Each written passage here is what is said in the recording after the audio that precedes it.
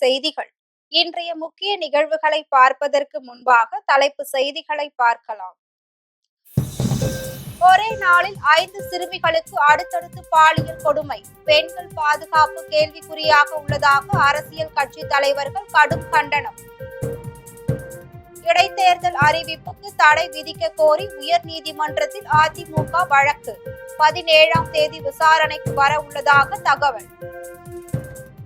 கேரளாவில் தொடங்கியது பெண்கள் திருநங்கைகளுக்கான இலவச பேருந்து பயண திட்டம்.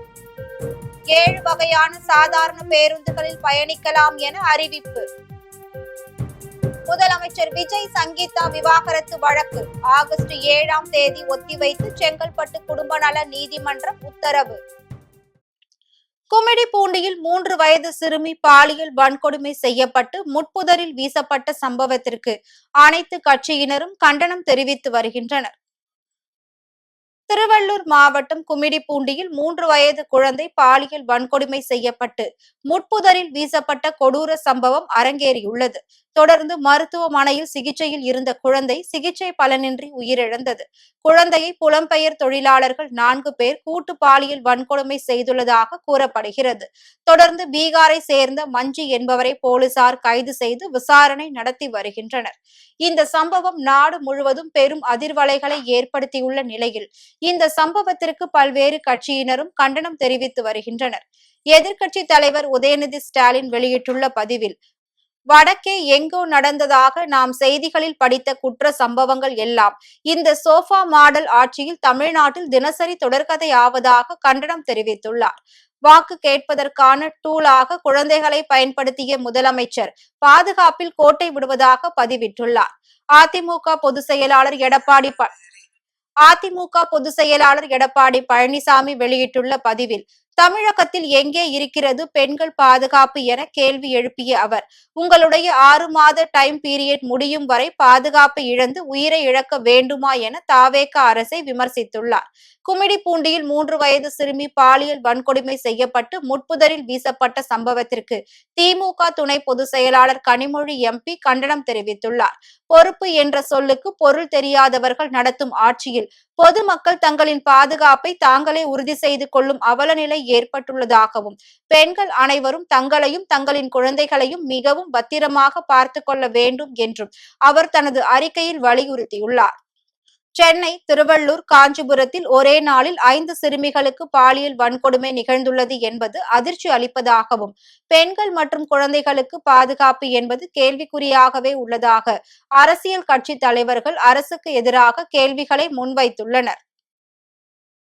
சட்டமன்ற இடைத்தேர்தல் அறிவிப்புக்கு தடை விதிக்க கோரி சென்னை உயர்நீதிமன்றத்தில் அதிமுக வழக்கு தொடர்ந்துள்ளது.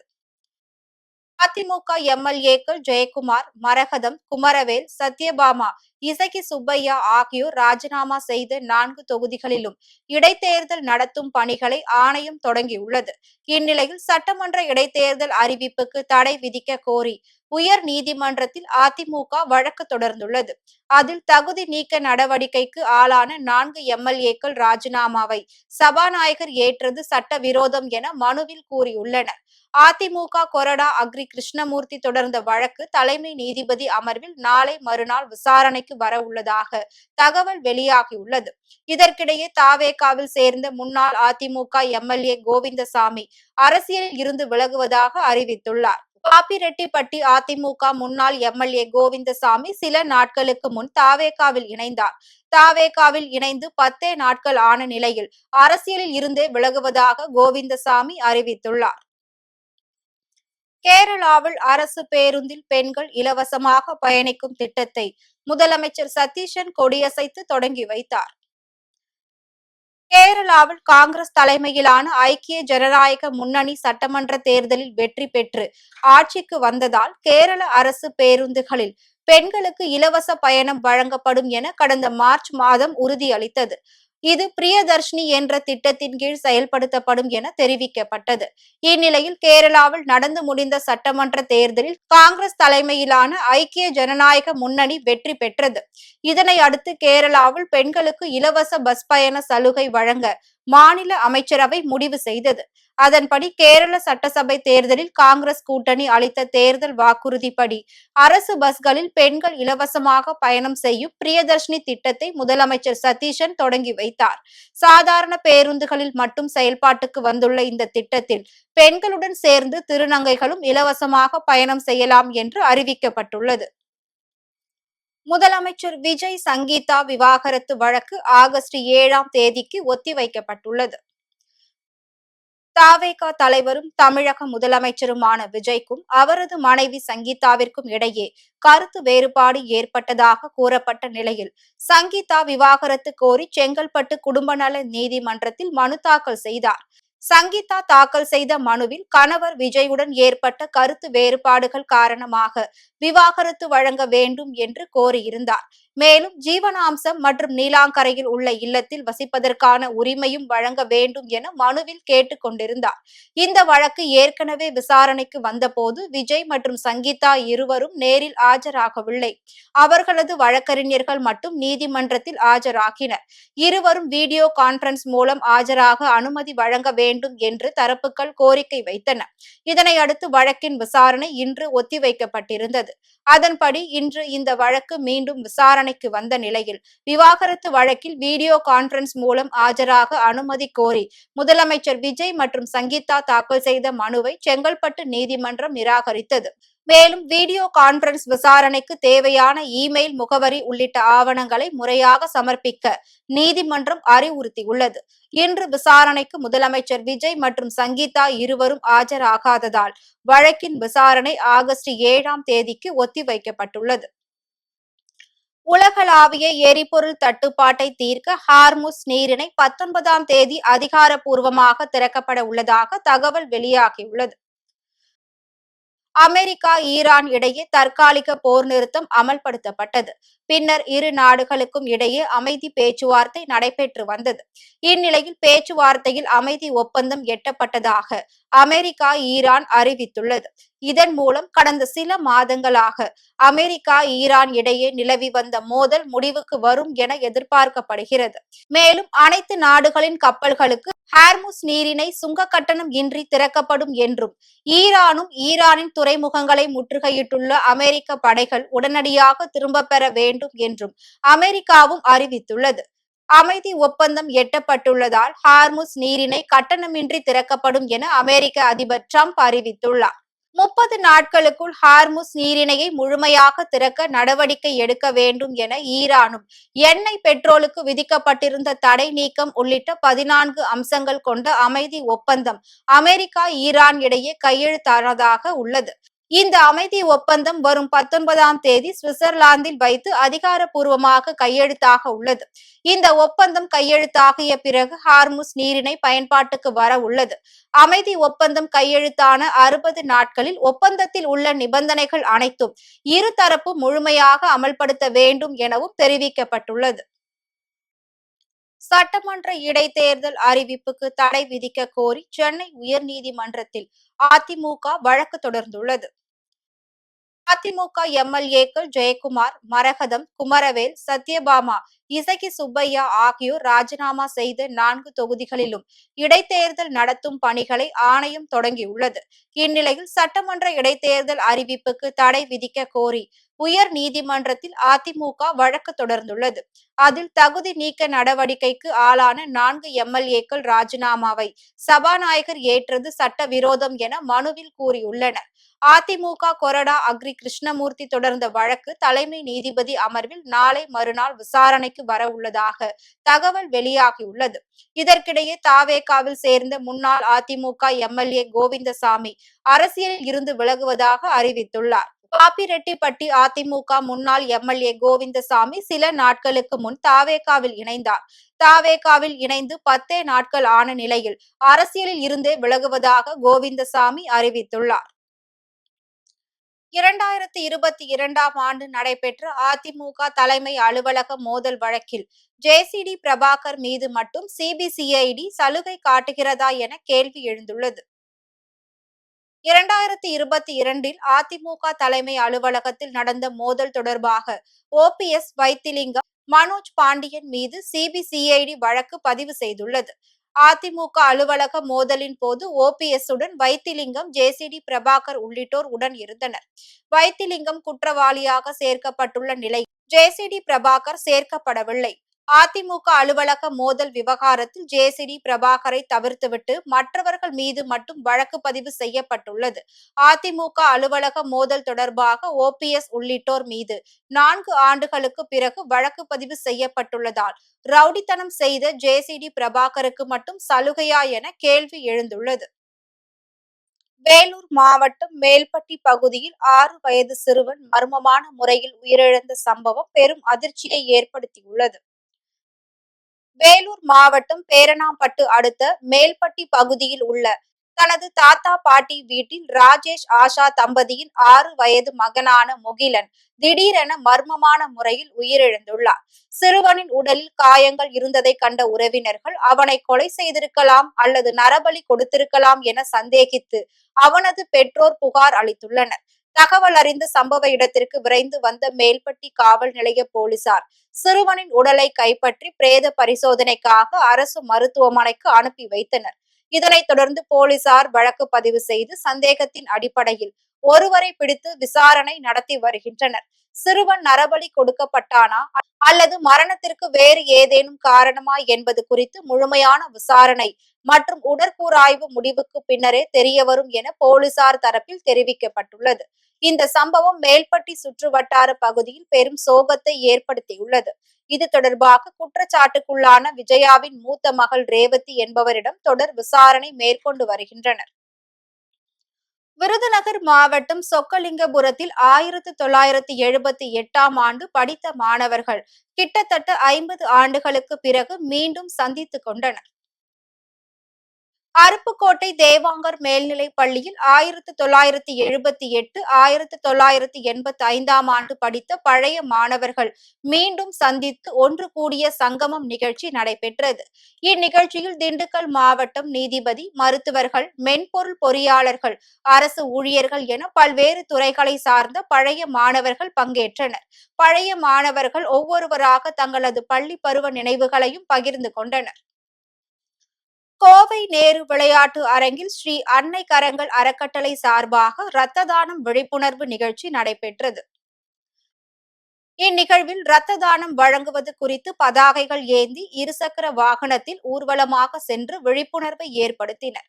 இரத்த தான விழிப்புணர்வை பொதுமக்கள் மத்தியில் ஏற்படுத்தும் வகையில் ஸ்ரீ அன்னை கரங்கள் அறக்கட்டளை சார்பாக பல்வேறு நிகழ்ச்சிகளும் முன்னெடுக்கப்பட்டது. ரத்தத்தோட தேவை ரொம்ப அதிகமா இருக்கு. எல்லாரும் ரத்த தானம் செய்யணும். ரத்த தானம் செஞ்சா மட்டும் தான் உயிரை காப்பாற்ற முடியும். எல்லா சர்வீஸ்க்கும் ஒன் மோர் ஆப்ஷன் இருக்கு. பட் பிளட் டொனேஷனுக்கு ஒன் மோர் ஆப்ஷன் கிடையாது. ரத்தம் கொடுத்தா மட்டும் தான் உயிரை காப்பாற்ற முடியும் அப்படிங்கிறதுக்கு வலியுறுத்தி எல்லாருமே சர்வீஸ் பண்ணிட்டு இருக்கோம். ஸோ அதனால இன்னையோட நாளில் ஒரு உறுதிமொழியெல்லாம் எடுத்து இது இங்கே நம்ம நேர்சல் தொடங்கி கோயம்புத்தூர் சிட்டியில் எங்கெங்கே முக்கியமான பிளேஸ் எல்லா பக்கம் போய் கவர் பண்ணி கிட்டத்தட்ட அரௌண்ட் ஒரு 20 கிலோமீட்டர் பக்கம் சுற்றி நேராக செம்மொழி பொங்கலை முடிக்கிற மாதிரி இருக்கும். செம்மொழி பொங்கல் மதியானம் 12:30 மணிக்கு அங்கே முடிக்கிற மாதிரி. அங்கே முடிக்கும் போது கெஸ்ட்லாம் வரேன்ருக்காங்க. அங்கே முடிச்சுட்டு அங்கே நம்ம இந்த மாதிரி எல்லாரும் ரத்த தானம் செய்யணும் அப்படிங்கிற உறுதிமொழி எடுத்து பண்ணுறோம். ஸோ அதுக்காக இந்த ஒரு ப்ரோக்ராம் ஆர்கனைஸ் பண்ணி பண்ணிட்டு இருக்கேன். அன்னைக்கரங்க நல சங்கம் கோயம்புத்தூர் பெருநாயக மத்தியில் இருக்கு. இதான் டீம் வாலண்டியர்ஸ். இதில் பார்த்தீங்கன்னா எல்லா சோசியல் ஆக்டிவிட்டீஸுமே பண்ணிட்டு இருக்கு. மெயினாக ரத்த தானம் கோயம்புத்தூர் எங்கே அவசரமாக தேவைப்பட்டாலுமே நம்ம பிளட் அரேஞ்ச் பண்ணி கொடுத்துட்டு இருக்கு. இதை பிளட்டுக்கு நம்ம அரேஞ்ச் பண்ணி கொடுத்துட்டு இருக்கு. பட் என்னன்னா இன்னும் டோனர்ஸ் வர்றதுக்கு ரொம்பவுமே தயக்கப்படுறாங்க. ரொம்பவுமே அது ஒரு இம்பார்ட்டன்ட் எடுத்துக்க மாட்டேங்கிறாங்க. ஸோ எல்லாருமே ரத்த தானம் செய்யணும், கொடுத்தா மட்டும் உயிரை காப்பாற்ற முடியும் அப்படிங்கிறதுக்காக தான் இந்த ப்ரோக்ராம் எடுத்துருக்குதுங்க. ஆமாம், இதுக்கு நீங்கள் ரத்த தானம் செய்யறதுக்கு யாருக்காச்சும் ரத்த தானம் உங்களுக்கு தேவைப்பட்டாலுமே நீங்கள் என்னோட நம்பர் நோட் பண்ணிக்கலாம், கொடுத்துக்கலாம். அதே மாதிரி யாருக்காச்சும் கொடுக்குறக்கு வில்லிங்காக இருந்தாலுமே நீங்கள் எங்கள் நம்பர் கூப்பிடுங்க. கண்டிப்பாக நாங்கள் ஏற்பாடு பண்ணி கொடுத்துட்றோம். நீங்களும் கொடுக்குறக்கு வாங்க. என்னோட நம்பர் நோட் பண்ணிக்கலாம். நீங்கள் 9994148105 இதான் என்னோட நம்பருங்க. நீங்கள் எப்போ கூப்பிட்டாலுமே நாங்கள் முடிஞ்சல சப்போர்ட் பண்ணி கொடுத்துறோம். அதே மாதிரி கொடுக்குறக்கு மெயினாக நிறைய பேர் வாங்குறதுக்கு இருக்காங்க, கொடுக்குறக்கு யாரும் வரமாட்டேங்கிறாங்க. சரி, நீங்கள் முன்னாடி வரணும் அப்படிங்கிறக்காக தான் இந்த விழிப்புணர்வு. ராணிப்பேட்டையில் முதல்வர் விஜய் பிறந்த நாளை முன்னிட்டு பொது மக்களுக்கு நலத்திட்ட உதவிகள் வழங்கப்பட்டது. ராணிப்பேட்டை மேற்கு மாவட்ட தாவேகா சார்பில் முதல்வர் விஜய் பிறந்த நாளை முன்னிட்டு கலவை அடுத்த மாம்பாக்கம் பகுதியில் பொது மக்களுக்கு நலத்திட்ட உதவிகள் வழங்கும் நிகழ்ச்சி திமிரி கிழக்கு ஒன்றிய செயலாளர் சிவகுமார் தலைமையில் நடைபெற்றது. இந்நிகழ்ச்சியில் தமிழக கூட்டுறவுத்துறை அமைச்சர் காந்திராஜ் கலந்து கொண்டு சிறப்புரை ஆற்றி பொது மக்களுக்கு நலத்திட்ட உதவிகளை வழங்கினார். நிகழ்ச்சியின் போது பேசிய அமைச்சர், உள்ளாட்சி தேர்தலில் வெற்றி பெறுவதே நமது இலக்கு என கூறினார். ஒரு பணத்துக்கான முக்கியத்துவம் இல்லாம, ஜாதிக்கான முக்கியத்துவம் இல்லாம எல்லாருக்குமே தேவையான ஒரு தலைவனா இன்னைக்கு தளபதி அவர்களை கொண்டு வந்திருக்காங்க. வருகின்ற உள்ளாட்சி எலெக்ஷன்ல உங்க அனைவரையும் ஒரு மக்கள் பிரதிநிதியா மாற்றுகின்ற அந்த வாய்ப்புகளை நீங்கள் அனைவரும் பயன்படுத்துமாறு மிக தாழ்வுடன் உங்ககிட்ட கேட்டுக்கிறேன். மக்களா கணக்கில் இருங்க, மக்களோட பிரச்சனைகளை எதிர்கொள்ளுங்க, மக்களுக்கு என்ன தேவைன்றத முதல்ல உளமாற உணருங்க. மக்களோட பிரச்சனைகளை அன்றாட போய் நீங்க சந்திங்க. நாளைக்கு ஒவ்வொருத்தரும் நாளைக்கு வார்டு நம்பராகவும் ஊராட்சி மன்ற தலைவராகவும் ஒன்றிய கவுன்சிலர் மாவட்ட கவுன்சிலர் அப்ப எல்லாரையும் ஆக்கணுமா இல்லையா? நான் மட்டும் பச்சை கீழே கையெழுத்து போட்டா போதாது, நீங்களும் போடணும், நம்ம வீட்டுல இருக்கிற பிள்ளைங்கள போடணுமா இல்லையா? அப்ப அதுக்கு ஒரு வாய்ப்பு நம்ம ஏற்படுத்திக்கணுமா இல்லையா? ஒவ்வொரு பிரச்சனைகளும் நீங்க உளமாற அந்த இடத்துல போய் உண்மையா நின்று பாருங்க. இன்னைக்கு மகளிரும் மாணவர்களும் தளபதி மேல இருக்கிற அந்த பண்பு இப்ப இருக்கிற எம்எல்ஏ மந்திரிகளுக்கெல்லாம் ஒண்ணுமே தெரியாது அப்படின்னு. ஆமாங்க, எங்களுக்கு ஒண்ணு தெரியாது, எங்களுக்கு ஒண்ணுமே தான் தெரியாது, எங்களுக்கு ஊழல் செய்ய தெரியாது, லஞ்சம் வாங்க தெரியாது, மக்களுக்கு பொய்யான வாக்குறுதிகளை கொடுத்து ஏமாத்த தெரியாது. உண்மையா இருப்போம், உளமாற இருப்போம். திருப்பூரில் தொடர்ந்து வாகன திருட்டில் ஈடுபட்டு வந்த வாலிபரை போலீசார் கைது செய்தனர். திருப்பூரில் பல்வேறு பகுதிகளில் தொடர்ந்து இருசக்கர வாகனங்கள் திருடப்பட்டு வந்ததால் மாநகர போலீசார் பல்வேறு இடங்களில் தீவிர வாகன சோதனையில் ஈடுபட்டனர். இந்நிலையில் புதிய பேருந்து நிலையம் பகுதியில் போலீசார் வாகன சோதனையில் ஈடுபட்டிருந்த போது அந்த வழியாக வந்த நபரை காவல்துறையினர் சோதனை செய்தனர். அப்போது வால்பாறையை சேர்ந்த சத்தியசீலன் என்பதும் கடந்த 10 ஆண்டுகளாக திருப்பூர் திருமுருகன் பூண்டி பகுதியில் உள்ள இருசக்கர வாகன திருட்டில் ஈடுபட்டு வந்ததும் தெரிய வந்தது. இதனைத் தொடர்ந்து இவரிடம் இருந்து 4 இருசக்கர வாகனங்களை பறிமுதல் செய்த போலீசார் வாகன திருட்டில் ஈடுபட்ட சத்தியசீலனை கைது செய்து சிறையில் அடைத்தனர். பெண்களுக்கு எதிரான வன்கொடுமைகளை கண்டித்து திருப்பூரில் கண்டன ஆர்ப்பாட்டம் நடைபெற்றது. தமிழ்நாடு தௌஹீத் ஜமாஅத் சார்பில் நடைபெற்ற ஆர்ப்பாட்டத்தில் பெண் குழந்தைகளுக்கு எதிராக தமிழகத்தில் நடைபெற்று வரும் அத்துமீறல்களை கண்டிக்க தவறிய தமிழக அரசை கண்டித்து கண்டன முழக்கங்கள் எழுப்பப்பட்டது. பேரணியில் கலந்து கொண்டவர்கள் பாலியல் வன்கொடுமையை கண்டித்தும் பதாகைகளை ஏந்தியவாறு கோஷமிட்டு பேரணியாக சென்றனர். திருவண்ணாமலை அருகே சுடுகாட்டு இடத்தில் வீட்டுமனை பட்டா வழங்கப்பட்டதை கண்டித்து கிராம மக்கள் போராட்டத்தில் ஈடுபட்டனர். திருவண்ணாமலை அடுத்த புதுப்பாளையம் அடுத்த காரப்பட்டு கிராமத்தில் ஜோதி செட்டி இன மக்களுக்காக பல ஆண்டுகளாக சுடுகாடாக பயன்படுத்தப்பட்டு வந்த சுமார் 12 சென்ட் நிலத்தை தனிநபர் ஒருவரின் பெயரில் அண்மையில் வீட்டுமனை பட்டாவாக மாற்றப்பட்டதாக கூறப்படுகிறது. இந்நிலையில் அந்த கிராமத்தை சேர்ந்த சுப்பராயன் என்ற முதியவர் உயிரிழந்த நிலையில் அவரது உடலை வழக்கம் போல் அப்பகுதி மக்கள் பயன்படுத்தி வந்த சுடுகாட்டு இடத்தில் அடக்கம் செய்ய முயன்ற போது அந்த நிலம் தற்போது தனிநபரின் பட்டா நிலம் என கூறி சிலர் எதிர்ப்பு தெரிவித்தனர். இதனால் அப்பகுதி மக்கள் போராட்டத்தில் ஈடுபட்டனர்.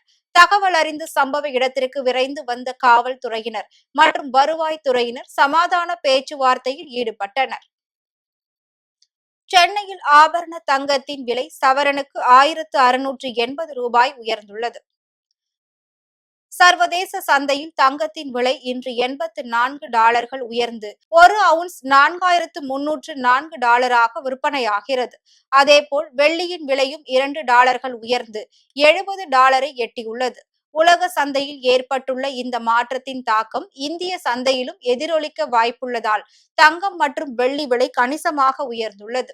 அதன்படி சென்னையில் 22 கேரட் ஆபரண தங்கத்தின் விலை சவரனுக்கு 1680 ரூபாய் உயர்ந்து ஒரு சவரன் 1,12,560 ரூபாய்க்கு விற்பனை செய்யப்படுகிறது. கிராமிற்கு 210 ரூபாய் உயர்ந்து 1 கிராம் 14,070 ரூபாய்க்கு விற்பனை செய்யப்படுகிறது. வெள்ளியின் விலையை பொறுத்தவரையில் கிராமிற்கு 10 ரூபாய்க்கும் கிலோவிற்கு 10,000 ரூபாயும் அதிகரித்துள்ளது. 1 கிராம் 280 ரூபாய்க்கும் 1 கிலோ வெள்ளி 2,80,000 ரூபாய்க்கும் விற்பனையாகிறது. புவி வெப்பமயமாதல் காரணமாக கிரீன்லாந்து பனிப்பாறைகள் 4 மடங்கு அதிகமாக உடைந்து வருவதாக தகவல் வெளியாகியுள்ளது. புவி வெப்பமயமாதல் காரணமாக 2000 ஆண்டு ஒப்பிடும்போது கிரீன்லாந்து பனிப்பாறைகள் உறைந்து கடலில் கலக்கும் பனிமலைகளின் எண்ணிக்கை 4 மடங்கு அதிகரித்துள்ளது. கோடை காலங்களில் பனிப்பாறைகளின் மேற்பரப்பு உருகி பெருமளவில் நீராக வெளியேறுகிறது. கடலில் இறங்கும் பனிப்பாறைகளின் அடிப்பகுதியை கடல் நீர் அரிப்பதன் மூலம் பனி வேகமாக உடைந்து வருகிறது. இந்நிலையில் புவி வெப்பமயமாதல் காரணமாக கிரீன்லாந்து பனிப்பாறைகள் 4 மடங்கு அதிகமாக உடைந்து வருகிறது. மீண்டும் தலைப்பு செய்திகள். ஒரே நாளில் 5 சிறுமிகளுக்கு அடுத்தடுத்து பாலியல் கொடுமை. பெண்கள் பாதுகாப்பு கேள்விக்குறியாக உள்ளதாக அரசியல் கட்சி தலைவர்கள் கடும் கண்டனம். இடைத்தேர்தல் அறிவிப்புக்கு தடை விதிக்க கோரி உயர்நீதிமன்றத்தில் அதிமுக வழக்கு. 17ஆம் தேதி விசாரணைக்கு வர உள்ளதாக தகவல். கேரளாவில் தொடங்கியது பெண்கள் திருநங்கைகளுக்கான இலவச பேருந்து பயண திட்டம். 7 வகையான சாதாரண பேருந்துகளில் பயணிக்கலாம் என அறிவிப்பு. முதலமைச்சர் விஜய் சங்கீதா விவாகரத்து வழக்கு ஆகஸ்ட் 7ஆம் தேதி ஒத்திவைத்து செங்கல்பட்டு குடும்ப நல நீதிமன்றம் உத்தரவு. இத்துடன் செய்திகள் நிறைவடைந்தன. மீண்டும் செய்திகள் இரவு 8 மணிக்கு. மேலும் செய்திகளை தெரிந்து கொள்ள மதிமுகம் பிரைம் யூடியூப் தளத்தில் இணைந்திருங்கள்.